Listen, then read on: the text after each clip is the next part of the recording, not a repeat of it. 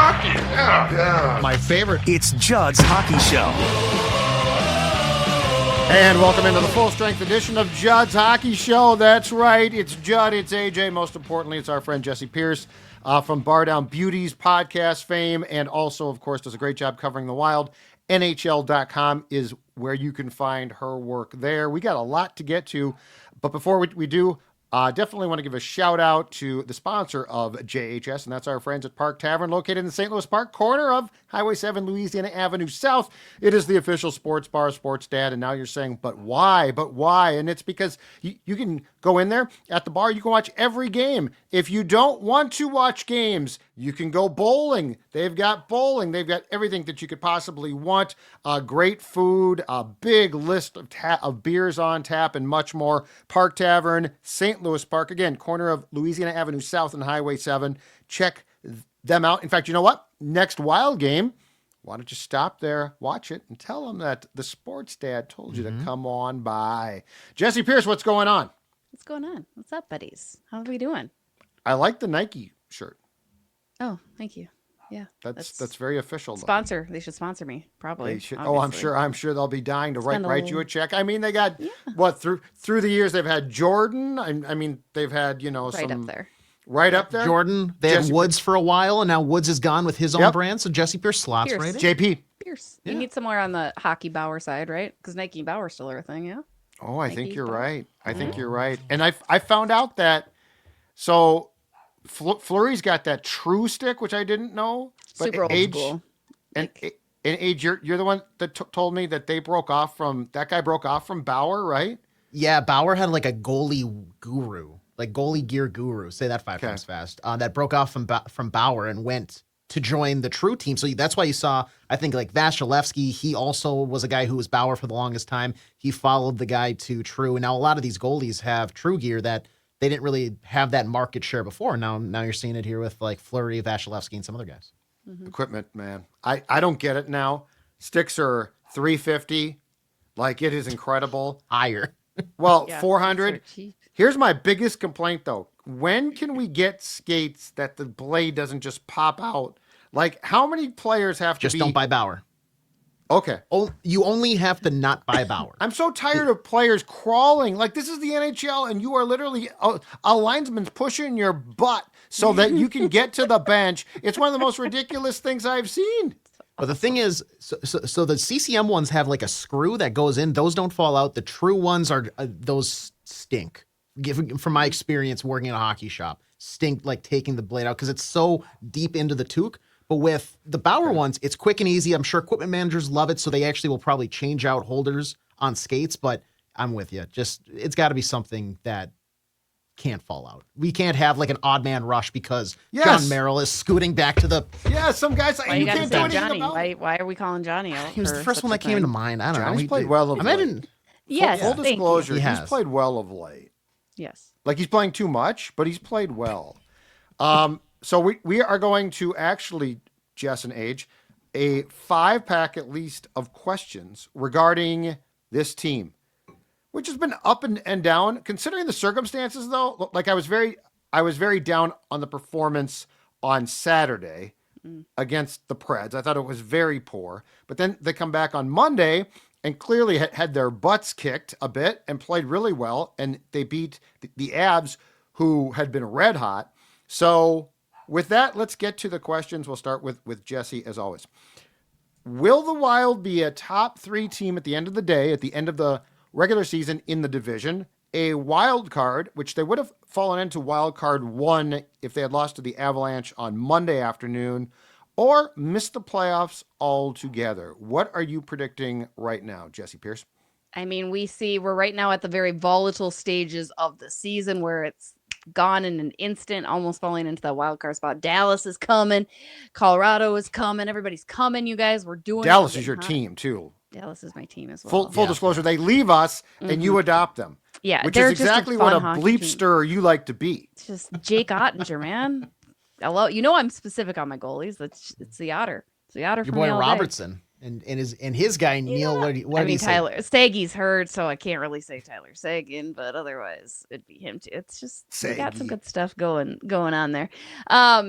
I think they'll be a top 3 team, though. I say this because the majority of their division opponents are done, and Minnesota seems to perform exceptionally well against the remaining teams that are left on the schedule. So I think that bodes well for them in a change. I mean, you're not going to see, like I said, those 4-point swings in March like we're used to, which stinks and also might be really good for Minnesota. So I think they will be a top 3 team, but they have to play like they did Monday in Colorado, and they have to figure out how to do that at home. I cannot reiterate this enough. I cannot stress it enough. I cannot understand it. March, they are here every other night, you guys. Every other night. If they're performing like they have been thus far in St. Paul, that's not a good thing. It usually would be a thing to be ecstatic about. It is not in this case. So they need to figure out how to translate their road game to home.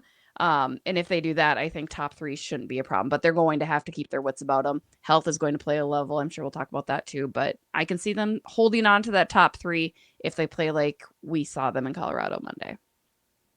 I'll go wild card, and only because I feel like there is a really long home stretch towards the end of the season, and given how things have been so far, I don't have confidence that they can win more games than not at home.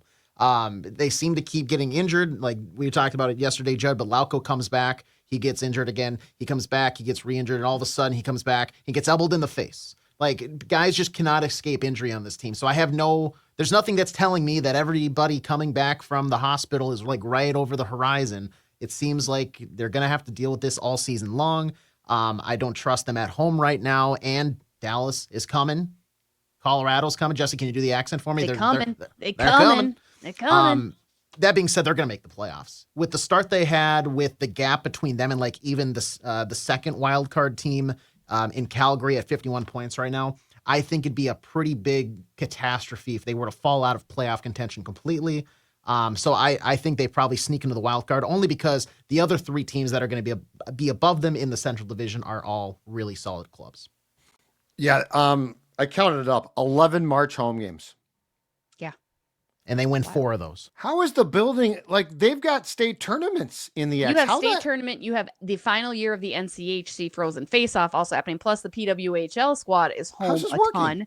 I have no idea. Like, I am literally going to get a cot and sleep there because I'm there for all of those events as well. So it's just like, it's absurd. Absurd. Well, that wouldn't be a bad thing. It's exciting though because the Wild squad a nice cot. It'll be a nice cot. The Wild squad can actually check out the high school tournament. I don't know that any of those guys, unless they're hurt, have ever had that opportunity. So they're always gone. Minnesota, I love it. I'm on wild card, and here's why. The Kaprizov thing really concerns me, and we'll talk more about this. But this was supposed to be day to day. And then it went week to week, and now it's a month. No, it's never actually been week to week. They continue to call it day to day. I'm saying, past month. Dr. Judd. No, you're right. Dr. Judd changed it to week because that was the obvious thing. But this concerns me, and they clearly are concerned enough about this that they have held him out. It's been tossed around that it's probably a groin, but like this is the type of thing that worries me a lot, and they have played pretty well without him. Like, they disintegrated when the defenseman went down, but it wasn't one defenseman. It wasn't 2. It was 3 defensemen. At least Brock is back now. But as the season continues, the only thing that I can hope is that Kaprizov doesn't re-injure it before the 4 Nations 2-week break, and that break helps a lot. But yeah, I mean, Colorado is good. Dallas is good. The Jets, I mean, I thought the Jets would have cooled off by now, but really they have not for the most part. So, but I'm going wild card 1. And I don't think it's going to be nip and tuck. Like, if you look at, they would have to really collapse to miss. So I'm going wild card 1. I don't think that's a disaster, but there's a lot of hanky stuff here. There's a lot of hanky stuff. I'm concerned about Brodin. I'm concerned about Spurgeon. I'm concerned about Kaprizov. That's a lot of names to be concerned about. I kind of want them to start on the road. Going to our point, I mean, why not start the playoffs on the road? So there's not actually, you know what? Thing. That's a really good point. I didn't think of it in that context, but that's a great point. Okay, it's strategic. Yep. It's going to be a strategic set of losses. They thrive there. Yeah. They do. Like the Preds It's game was insane. terrible, but the Colorado game was a really impressive playoff type road performance. Yeah. Yeah. Brilliant. And John Hines pulled some strings there too. Yeah. Whatever he like said after that Preds loss was effective. Question number 2, Age, we'll start with you. Will the Wild make a trade by the March 4th deadline? And if so, is there a position or player you want them to target? Take this in any direction you so choose. Yeah, I'm gonna say yes. I think it's in Bill Guerin's nature to just make some sort of a deal. I don't think I want to preface, it's not gonna be a big splash blockbuster style of deal. I think it'll be, if anything, maybe a depth winger, some guy who can maybe add a little bit of scoring or toughness in the deeper portion of your lineup. A couple, and I feel bad going first because I feel like I'm going to take some of the key guys here so maybe I'll limit it. But it was rumored actually that fire sale potential out in Pittsburgh. Kyle Dubas says we have like 5 guys max that we don't want to deal. But everybody else is basically for sale. A couple of guys that maybe pop out to me. Anthony Bolivier used to be on those pretty decent Islanders teams before they've kind of taken a turn. It's bounced around a lot, right? Because he went Canucks, Chicago, Pittsburgh, if I'm not mistaken. Yes, you're spot on there, actually. And he is on a expiring deal. I have it right here. And he's only making $1.25 million. Feel like that's a pretty easy swing for the Wild to make cap wise. The other guy, I'm including him only because I covered him during my time in college. Blake Lizotte, the kid from Lindstrom, Minnesota, St. Cloud State University alumni. Get him in here. He can play in the middle if you need to, so he's got that kind of mentality. He like his time with the Kings, his time now with the Penguins. He kind of knows his role. He's a third, fourth line guy, but he does have that kind of spunkiness, that attitude that I think Bill Guerin would like. The other two other quick ones here would be either a Gustav Nyquist. As funny as that would be, I actually liked him the first time around. That's the thing. Yeah. He can't afford it, but yeah, right now, no. He's a little over $3 million in terms of what they would do. So Nashville would have to somehow retain, I think, a little bit there. The other one, I think, if there's any sort of retention or they somehow can make cap room, would be a Robbie Fabry out in Anaheim. He feels like a guy that has battled the Wild with his days going back to the St. Louis Blues. But once again, he can be a little bit of a scorer, but he's also like a pesty, good kind of grit, toughness guy. And I feel like that's just what Bill Guerin and John Hines would want on that third or fourth line guy if they feel they can make a run into the second round at least of the playoffs. Yeah. I mean, you took most of them. You didn't say the one that everybody wants, so that's everybody's talking about, Brock Nelson. Yeah, which too expensive. Do you want to trade though, Jessi? Like, I do. I think they're at the point where then? a good rental piece would be fine. I would absolutely be okay with that if you can make it work, if it makes sense without giving up too much assets. And I think that's what Bill Guerin's going to do, right? He sees this team as being maybe 1 or 2 pieces off. Yes, you look at Monday's game, in the depth I thought stepped up tremendously. I thought they looked really good, the bottom 6 for the first time in some time. However, I think they could still add to that. So that's why I would be okay with a deadline acquisition with a rental piece. I would love a Yanni Gourde, maybe even. I think he could be a really big asset. He's a little bit under. I think so. Last I saw, right? Okay. No, maybe not. I could be wrong. I think why do you gotta pop my balloons? Why you gotta? I finally give up. I knew he was back. I just didn't. She gave us a new name, and you just shot it right down. You just were like, nah. I just didn't see that he was activated. That's all. I must have missed that. I apologize. Maybe he's not. Maybe I don't. That's a name that's on my list. I made a list. That's my name that's on my list. It's also not the trade deadline yet, so I'm sorry for popping your bubble. 5.75. I'll stop it. Party. You can do it. You can do it. I mean, the now one she's all thrown off. See what you did, AJ? Is, I think. No, that's fine.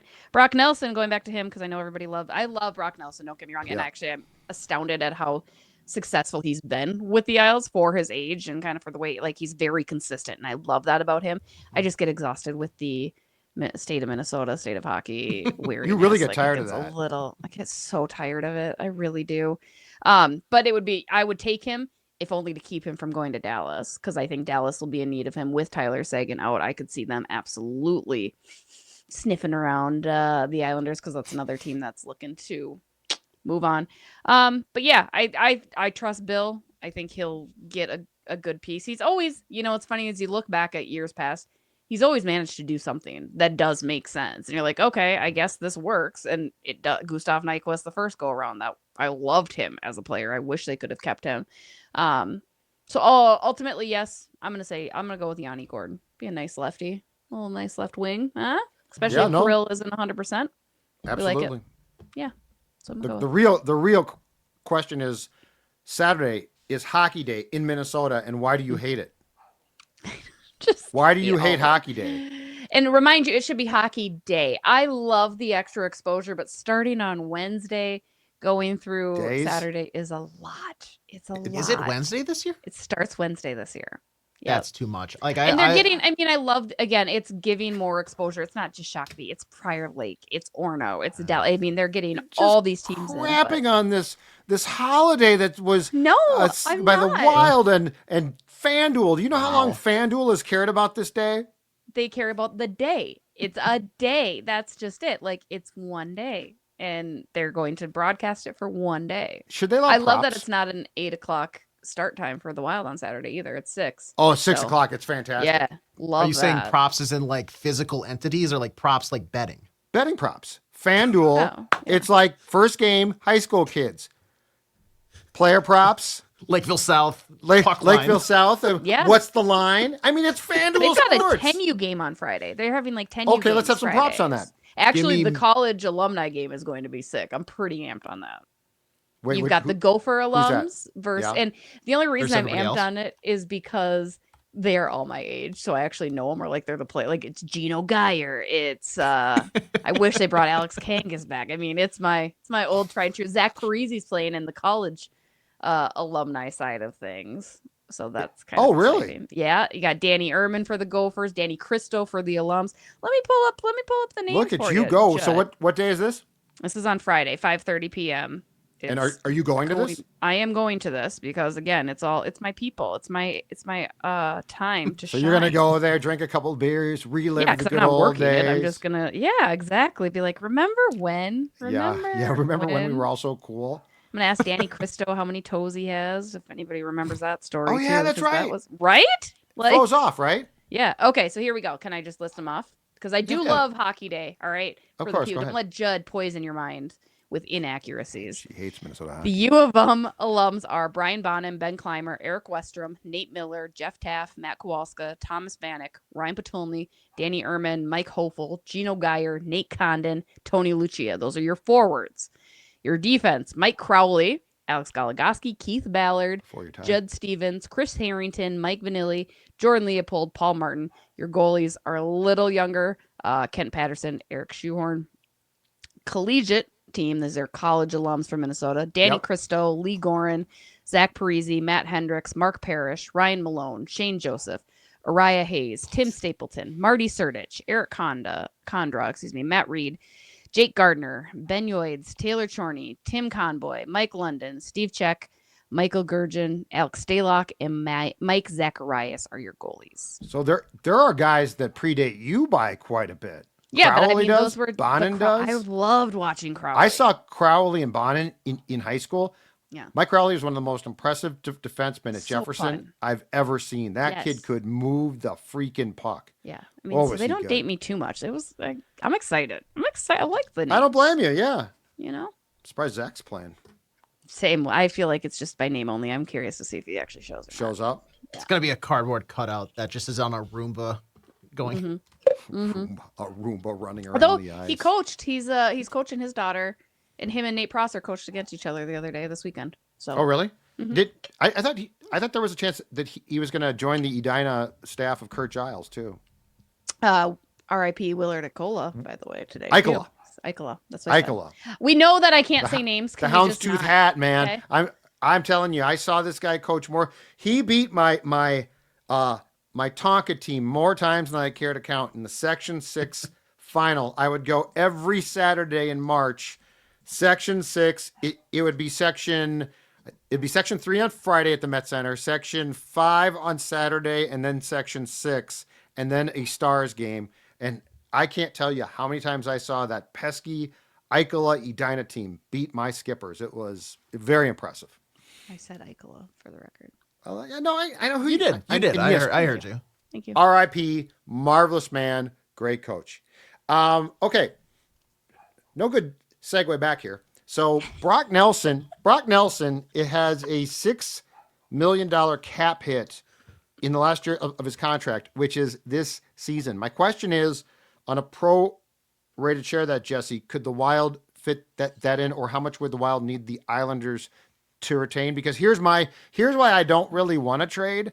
I don't want to give up prospects because I feel like the future is so bright, and I don't know that this team is like in a window yet to really win in the playoffs, if that makes sense. Yeah. Like, I know it's been a good year, and I like this team, which I cannot say of a lot of teams in the past that this franchise has fielded. But what do you think the price tag would be on a guy like Brock? Because you might have to have New York retain some of his salary. I mean, you'd have to have them retain quite a bit because you look at all of the on-paper moves they've had to make, even with all of these injuries, right? Like, all right, we got to recall this person, we got to put this person, like, and again, those are all on paper, and you can't be certain that these injuries don't reemerge, like you mentioned, Judd. Like, so you have to be very, very careful. The only reason I think Bill Guerin would still try to make something work, and I think Brock Nelson is a highly coveted rental piece because he still has it, because people know that, they have the opportunity to get him. He's a good centerman, so a lot of teams are looking for that, especially come playoff time. So, I mean, it might be out of reach for that reason only, because he's going to be eyed up by other teams. But the reason I think Bill Guerin is going to kick the tires as hard as he can is, despite what he told us last year, yes, you are not given a Stanley Cup for getting out of the first round. I think Bill Guerin needs to get out of this first round this year. I think that's absolutely of importance, I think, to show Kirill, to remind everybody in the fan base. I feel like there's got to be that sense of urgency. You have to get out of the first round for a change. You have to do that to really prove to the fan base, to prove to Kirill that this is something for real. There is enough here that can work. And if you need a couple rental pieces, plus you get Brock as a rental, you have a decent chance of signing him if you were to go that route, if you wanted to explore something, right? Because this is, as we all know, a beautiful swan song for a Minnesotan to come home. Aging guy from here. What do you think he costs, prospect wise? Lou Lamoriello's not cheap. No, he's not. No, he's a pain in the ass to deal with. And that's the thing. That Jiricek trade, you gave away a lot of draft capital, right, too? So you're looking at... Which looks like it might be a good trade, but yes, you did. You're right. Yeah, I loved the way he played on Monday. That's the thing. I don't even really like many of the prospects that are in Iowa right now anyway, so get rid of all of them. Go for it. Sorry. That's fair. It's fair. It's not... And that's the problem, though. Yeah. Like, you're right. Very middling. The Jiricek trade might stop you. Yep. And I'm not going to complain about that, but yeah, that's a good point, because you're not going to trade your top prospects, I don't think. You're not giving a Zeev, you're not giving a Liam Ogren, you're not giving up Danielia. Like, there are certainly plenty of no-goes, and I don't know that Brock Nelson necessarily warrants those looks even. But yeah, maybe a Liam Ogren is what they might ask, or a Marat, who's Nadinov. I don't know, just because they can, right? Just because they know. Marat's somebody that Lou would love Marat. Right? Gets a fourth line grinder, gets in there. Marat would, digs. He would love that trade too, because it put him in New York. He could go to all those great Russian restaurants. I sort of like this idea. I think Jessi just hit a home run with that prediction. Question 3 will involve Kirill Kaprizov, who we've touched on briefly. But Jessi, before we get to that, you are wearing Nike gear. And as Age said, Tiger was once a Nike endorser, but he's not the only famous person. Wow. He's not the only famous person to love golf. Tell us about your obsession with Swing Labs. Swing Lab in Lakeville, you guys. I can smell the golf season getting closer, despite it being negative 100 outside. Like, can you just feel it? The crisp in the air. Swing Lab Golf Performance Center in Lakeville is getting me geared up, getting me ready. And you know what? You could even enter to win some Minnesota Wild tickets if you go in for a club fitting and with the correct purchases. That's right. Golf, hockey, it all comes together at Swing Lab Performance Center. I love it. I'm out there getting my game on, improving my game each and every time. With a qualified club purchase and a fitting, offer ends February 23rd. You can get 2 lower bowl tickets to the March 9th game against the Pittsburgh Penguins. Again, head out to Swing Lab Performance Center in Lakeville. Let them know Judd's Hockey Show sent you, and enter to win some hockey tickets. I love it. I actually, we're getting around the corner. I was asked if I want to come back and be a beer cart girl again at my lovely local golf course already this week. I said, I'll think about it. Oh, you might not? You might not return? I'm getting old, man. I'm just getting a little old. Although Philip, but you get lots of scoops. I do. He did say, he's like, I'm sad I never saw you when we went out there. And I was like, I know. I'll get back. So we'll see. I mean, you're getting old, but I mean, that cash adds up. That beer card cash. It does. Spending money. Pocket change. Money flows out at a golf course. I have learned this. Well, that's because the beers flow. Secrets. Drunk guys. Yeah, exactly. Nothing like drunk guys. All right, question 3. Jessi, back to you. I touched on this briefly, but are you confident Kaprizov comes back at full strength? Or is this far more as far as the injury that has now kept him out? I think it's like 12 or 13 games and will impact the rest of the season. No, I think he'll come back at full strength. I think they've played this very, very safe. I think Kirill is chomping at the bit, as we can all imagine. There has to be a little bit of give and take. I think the reason that he's been out as long as he has with this quote unquote day-to-day injury, which again is approaching a month now, is because they're really trying to make sure Kirill understands too. Like, they don't want to have to limit his ice time. They don't want to have to shorten his shifts or do any of that precaution. So they're being extra cautious in order to make sure he is 110%. Because as we saw with Jakub Lauko, and Lauko, when he came back, had mentioned he probably came back too early. He underestimated the injury itself. So, I mean, I think they're looking at exactly how that worked for him and making sure that that doesn't happen for Kirill. Because even during practice, Kirill's a guy that goes hard. He is last on the ice. He's first on the ice. Yeah. Yeah. So, I mean, they're definitely monitoring that without having to change the entire player of who Kirill is. That's what makes him so special. So, I think he'll come back 100% because he has to, because otherwise it is going to be a problem where he is out again almost immediately. So you won't see him in a game situation until that they know he can be the Kirill Kaprizov, the number 97 we all know and adore. Is Lauko the biggest unsung hero right now for basically being the guinea pig for how fast Kirill could come back? Like, nobody's talking. Feels that way.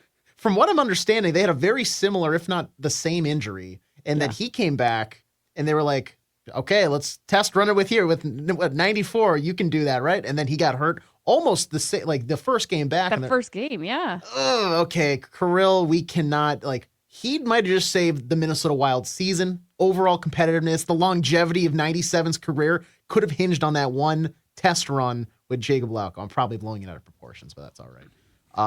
I think he'll come back. Sounds fine. good. Yeah, I mean, it sounds like a doctor case. Yeah, like precedent was set. That sounds like an episode of House, like a nice little plot line. I think he'll come back just fine.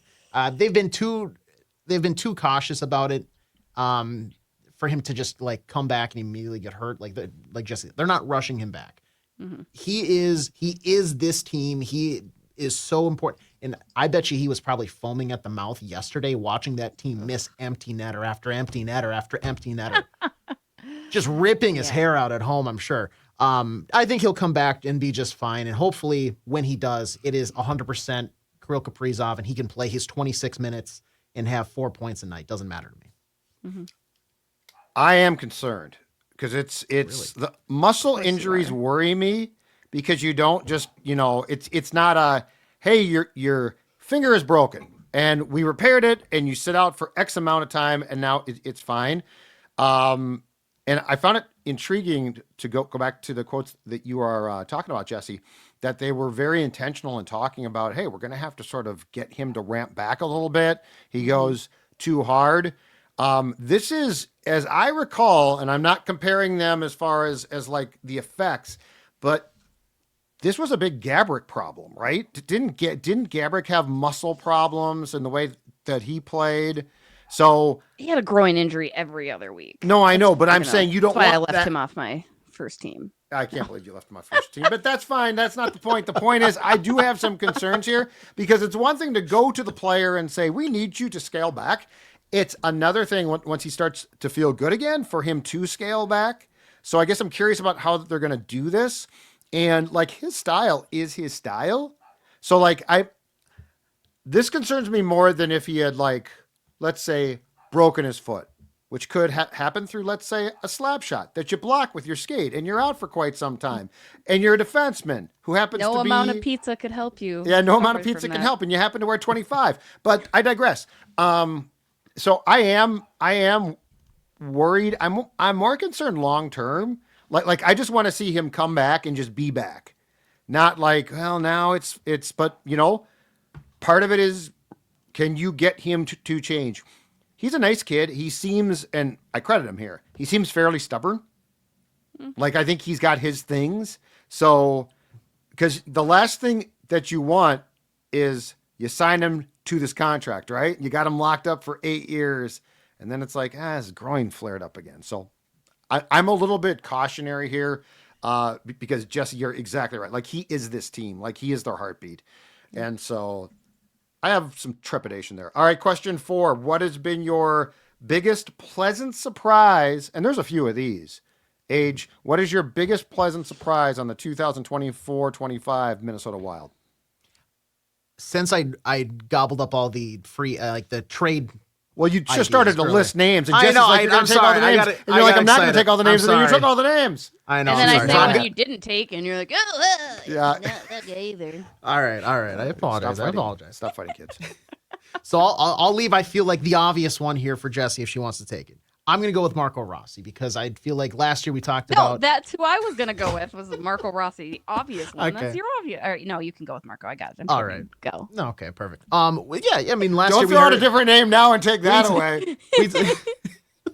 We talked about how last year was like a breakout season for him, and you know he probably needed to continue that trajectory. And now he's already matched his point total for last season. Through 47 games, he has 40 points, matching last year's over 82 games. He's played in every single game this year. He seems to be the Iron Man this team needs and needs to have that rub off on everybody else. He's projected out for 30 goals, 40 assists for 70 total points on the season. And some of these games where he has been continuing to produce, he's been on the top line without a Kirill Kaprizov as he's been out. We saw him get kind of mixed up with a ragtag group, if you want to phrase it that way, the other day against Colorado. He's able to elevate players around him, and I think that was the hope when you drafted him where you did.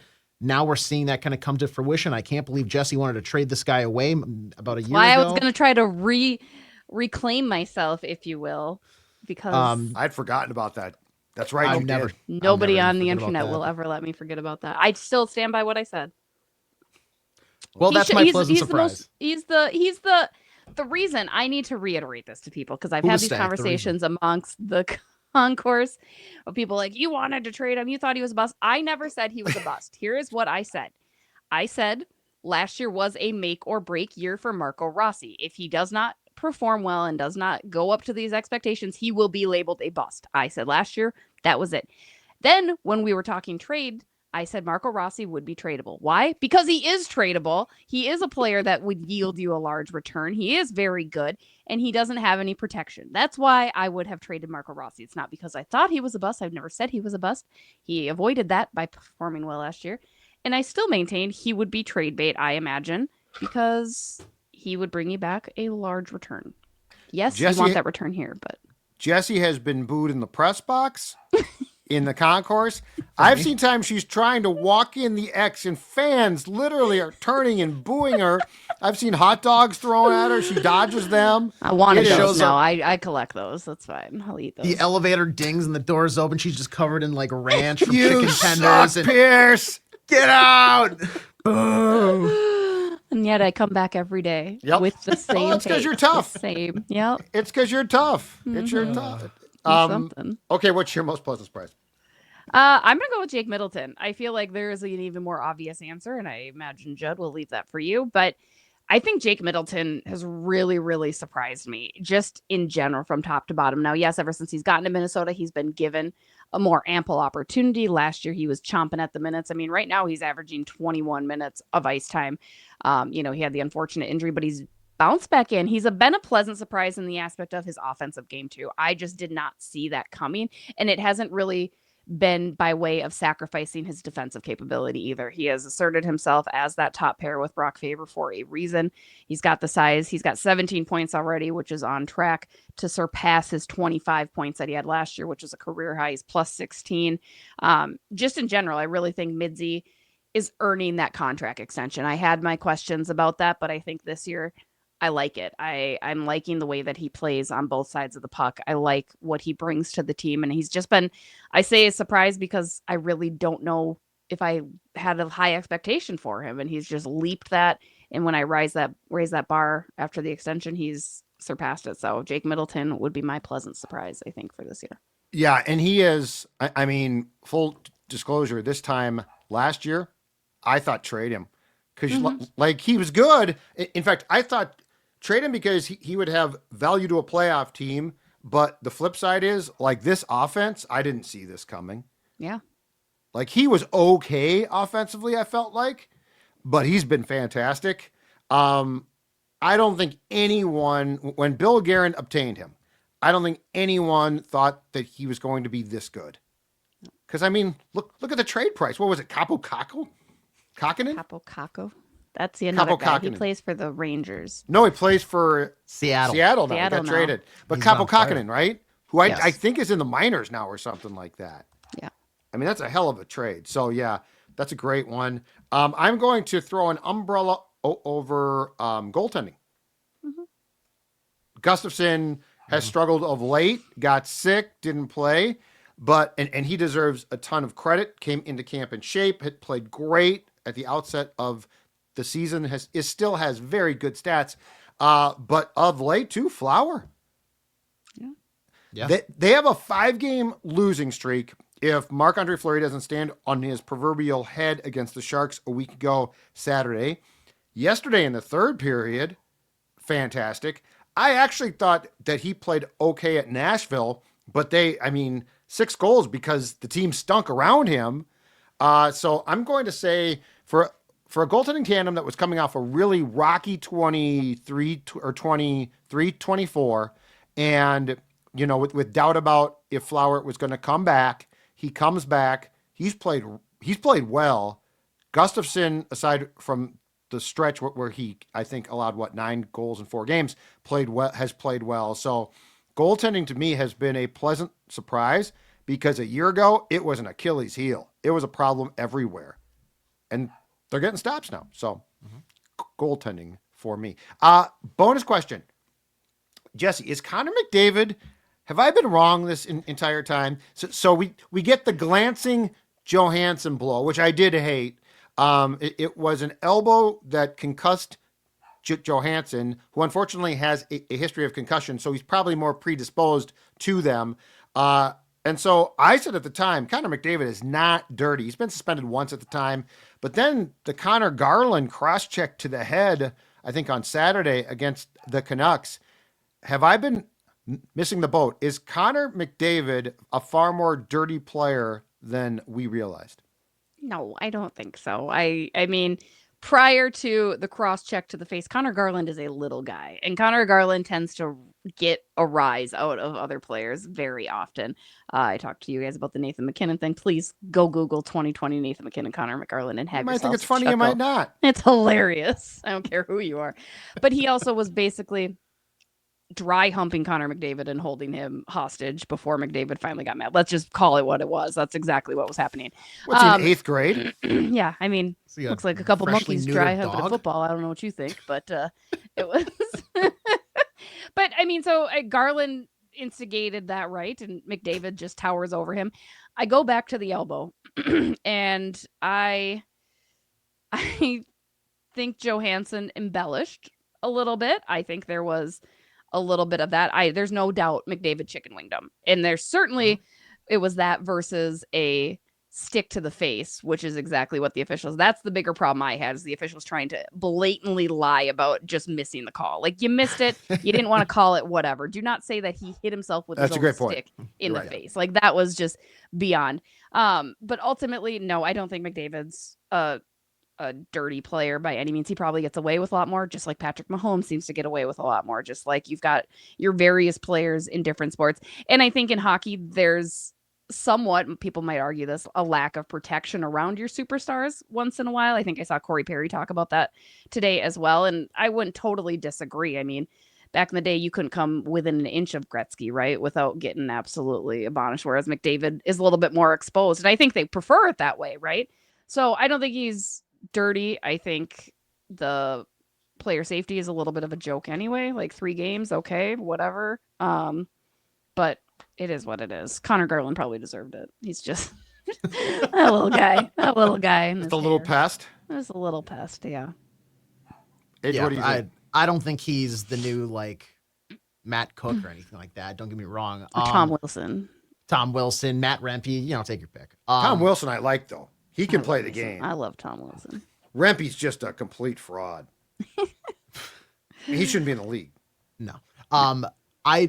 I think it's probably one of those things where the best player in the league now has just more cameras on them at all times, given like just the world we live in. Social media also, like there's more replays than ever. Like I think that if you had the same amount of attention and technology around like Crosby's early years in the league, you probably are going to see like behind the scenes, he's probably given, a couple spears, a couple cross checks. Exactly. Like he's cheap.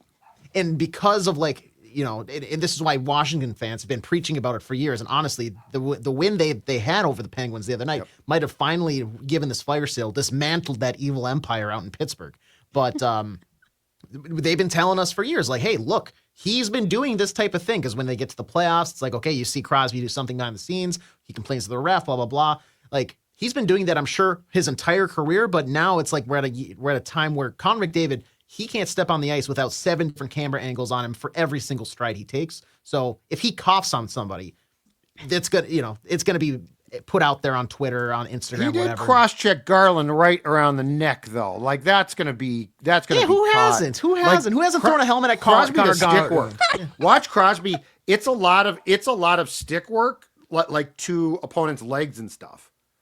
I'll be interested to see if this stuff continues, though. I'm sure, like when he comes back, he'll probably go into like, what do you mean? I'm just Connor McDavid. I'm just here to play hockey. McDavid's too boring to be a dirty player. Like and then a month later, he'll probably like, The chicken wing bothered me though. It was unnecessary. Like I didn't understand what he was doing. But it allowed for Liam Ogren an opportunity to come into the top 6, didn't it?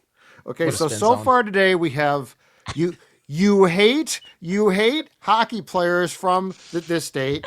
You don't like hockey in Minnesota to be done in Minnesota, and now you say that JoJo being injured has allowed Ogren a chance, which is very true. You're not wrong. They're all accurate statements, and they're just facts. They are not putting my opinions in there. I'm just pretty heartless of you.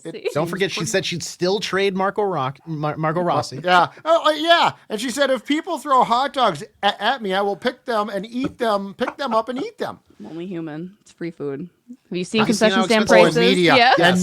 And there's no more gluttony than goes on in our business. You put a free buffet of food out in front of the press. It is gone. No shame. It is gone. No shame. Okay, we're done. Next week, I think we should talk about this from not just a Wild perspective, but does Crosby get traded too? Like, what's Pittsburgh doing? Why are you bothering keeping him? Allow the guy to go win another cup. You're a complete mess. But that's for another day. We're done. She's Jessi, AJ. I'm Judd. Judd's Hockey Show. We'll see you later.